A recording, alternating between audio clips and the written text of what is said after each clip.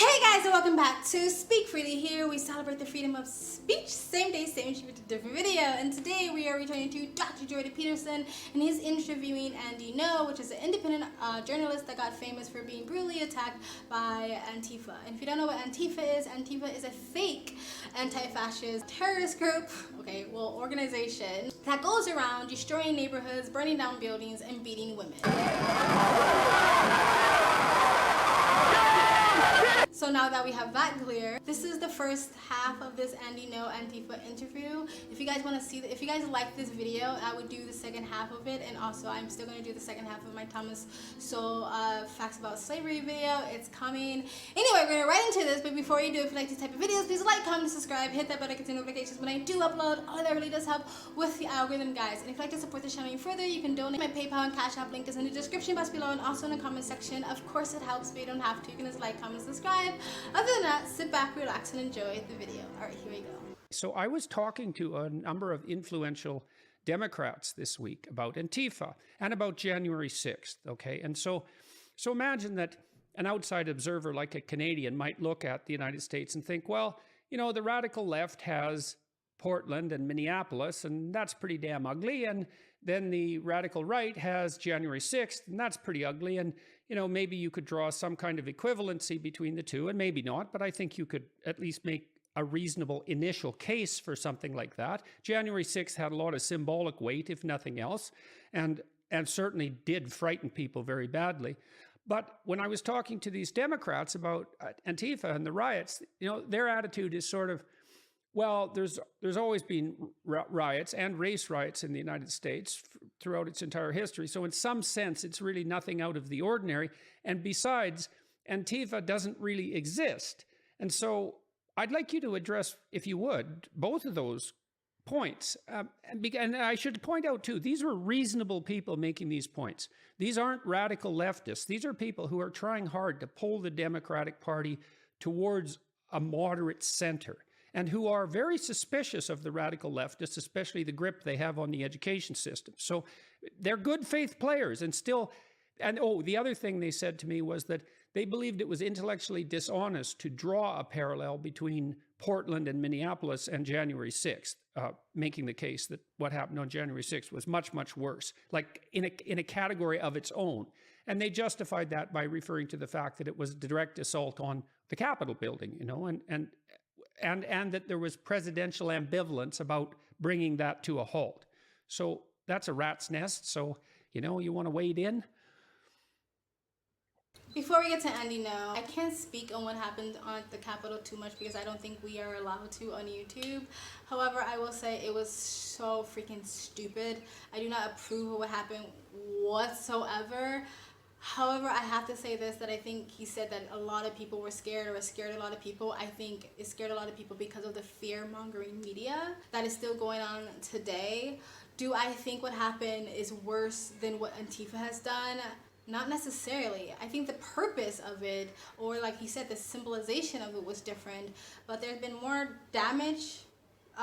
There's been more damage to people's lives. There's been more damage to people's finances when it comes to job availability in communities that they say they want to help because they're destroying businesses. And there's been more lives lost throughout the time that Antifa existed, when, you know, throughout the riots that they've been involved in. So I don't necessarily think it's worse. I think it might be different, but I don't think it's worse, and I don't think it's intellectually dishonest to compare the two. Anyway, let's continue. Yes, Professor. So I think, let's say for good faith engagement from the left, I completely understand why there would be this perception that Antifa is a myth or doesn't really exist, because that's the propaganda that the public is fed from the legacy media and broadcast and in print, day in and day out, certainly since Trump was elected. It's an entirely different story, though, when you are on the ground, as I have been for years, and you see that militancy face to face. And when you see it, the organization or aspect of it is undeniable. That's what initially sparked my curiosity, because in Portland, where I'm from, when the election results in 2016, November, were announced, tens of thousands of people took to the streets. and within that, there was an organized element of people dressed in the same uniforms. At that time, it was unusual to cover your face, and they had weapons in a very strategic way. Smash and move on, cars, businesses, buildings, start fires, run.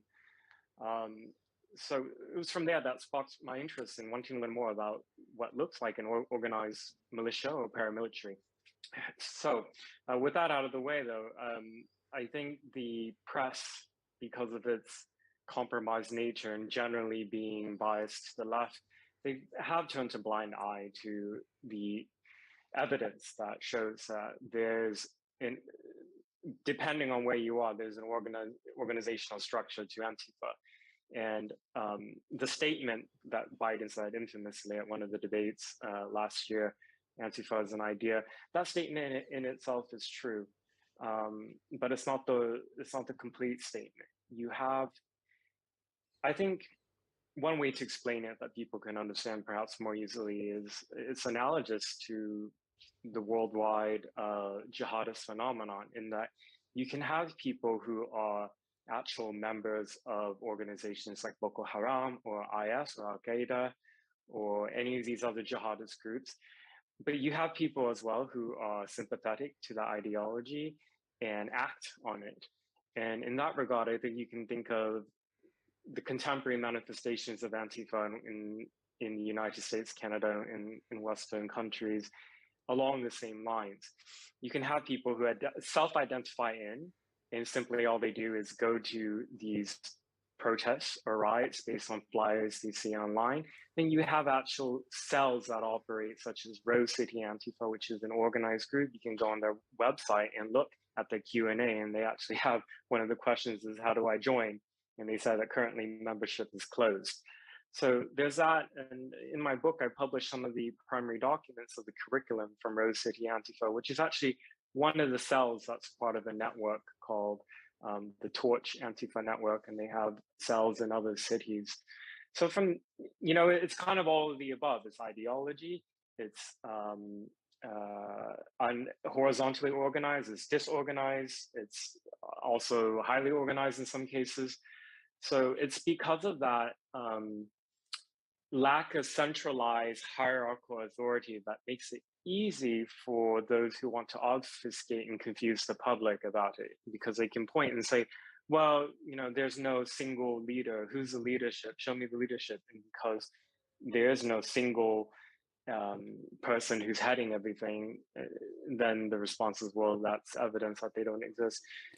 Yeah. I'm stopping it there. He's right, and this is true about a lot of extremist groups when it comes to, like skinheads or KKK or Black Lives Matter or white extremist groups or black extremist groups or black separatists, or like he said, jihad or terrorist groups. You have the centralized, or you have the organization, but then you also just have sympathizers and supporters, people who will put it in their bio, people who wear t-shirts, people who will go to protests wearing the gear that says that they belong or they support this organization, but they're not actually a part of the planning, they're not a part of the group, they're not go to the meetings, and they're not a part of the organization. So this is true for a lot of extremist groups. However, I don't understand why it has to be an organization to be demonized and denounced when they cause violence, when they do something wrong, and when they destroy these neighborhoods where they hurt people.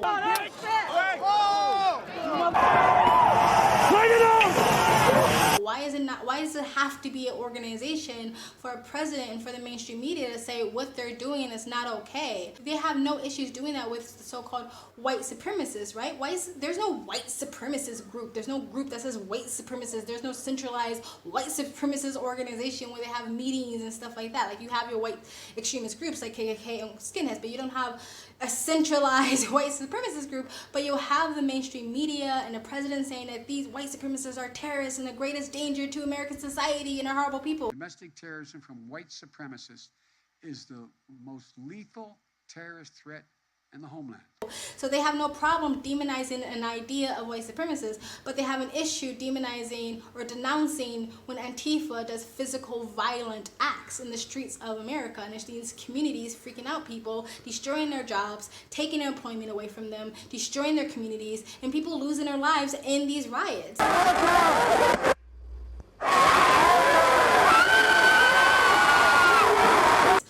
doesn't need to be an organization to denounce it or demonize it or say that is wrong. And he's absolutely correct. The mainstream media has an extreme left-wing bias, so they're willing to forgive these terrorist acts or these violence acts or these destructive acts in these neighborhoods, as evidence that we saw in the summer riots when they were making it seem like burning down buildings was mostly peaceful.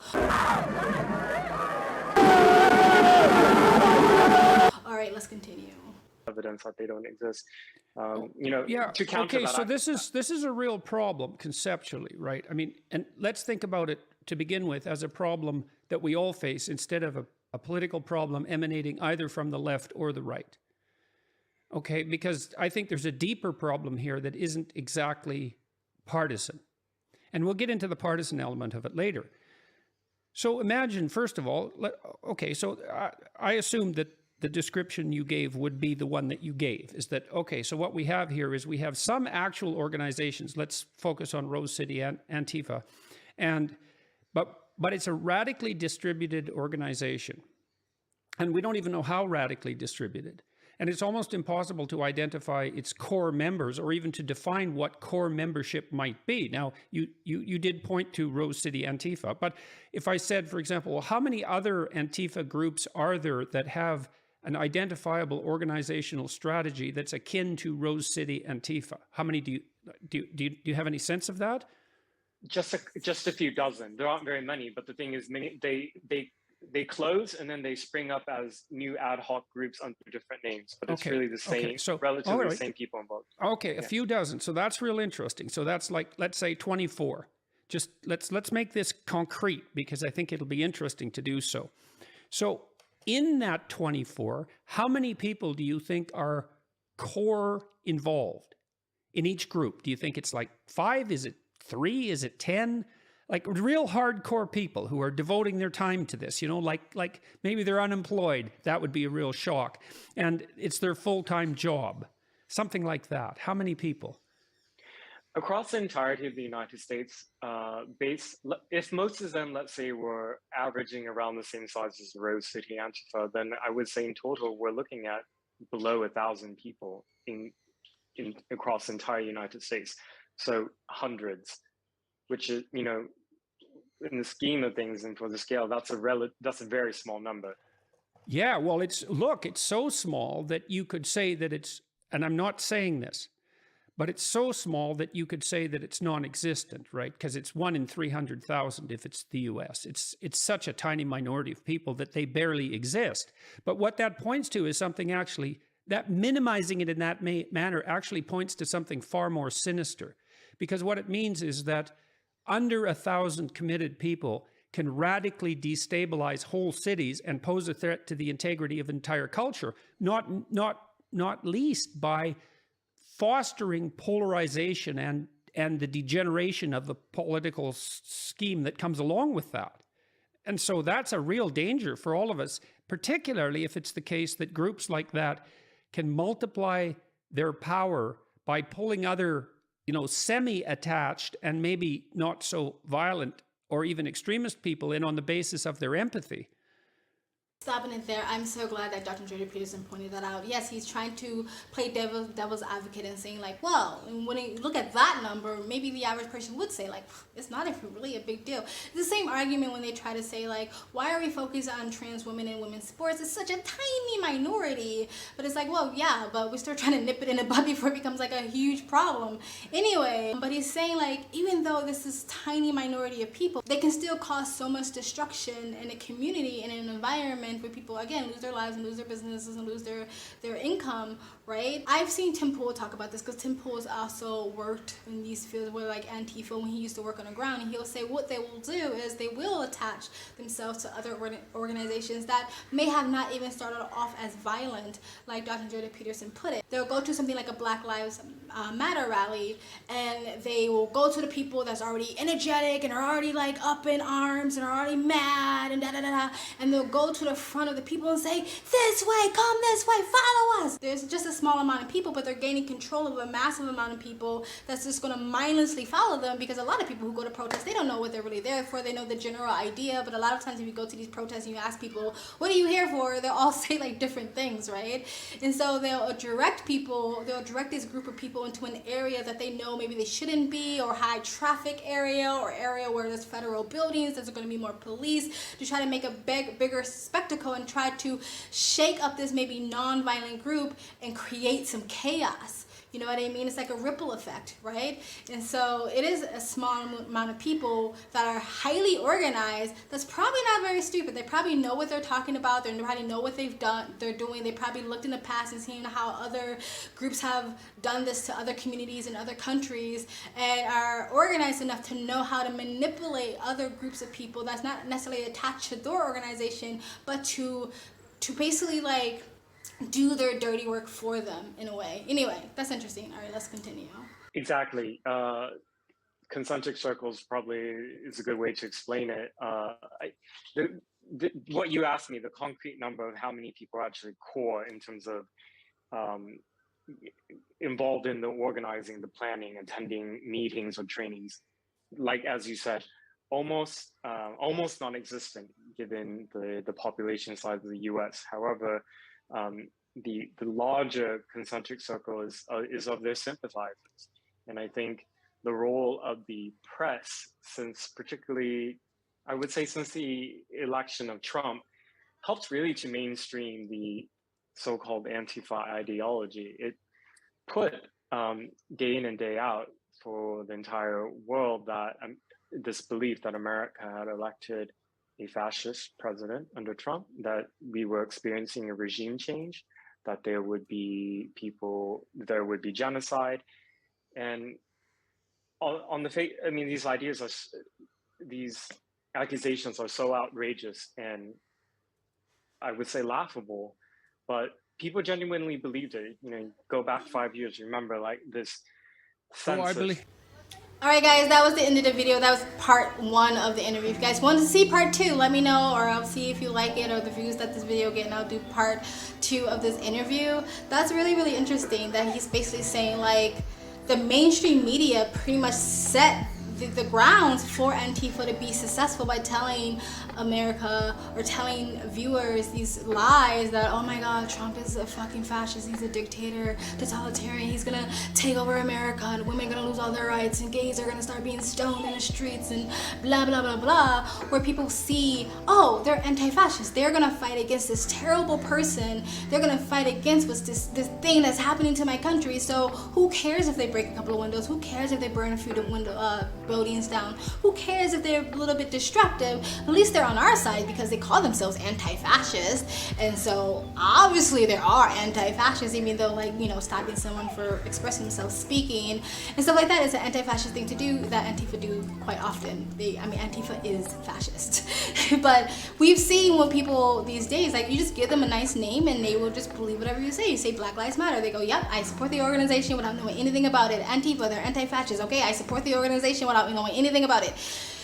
Yeah, that's the times we live in today. Anyway, guys, that is it. Let me know what you think about this video in the comment section below. What I said, what they said, let me know in the comment section below. Please like, comment, and subscribe. Hit that bell to get notifications when I do upload. All of that really does help with the algorithm, guys. And if you'd like to support this channel even further, you can donate. My PayPal and Cash App link is in the description box below, and also in the comment section. Of course, it helps, but you don't have to. You can just like, comment, and subscribe. I also have a second travel vlog channel. I travel as a lifestyle, live abroad. If you'd like to know where I am in the world, you can go to the description box below, and also in the comment section. Hit the link, go subscribe to my travel vlog channel, and or follow me on my travel on Instagram. My stories is usually what's most up to date. I also have another commentary channel, links down below. That's it, guys. Bye.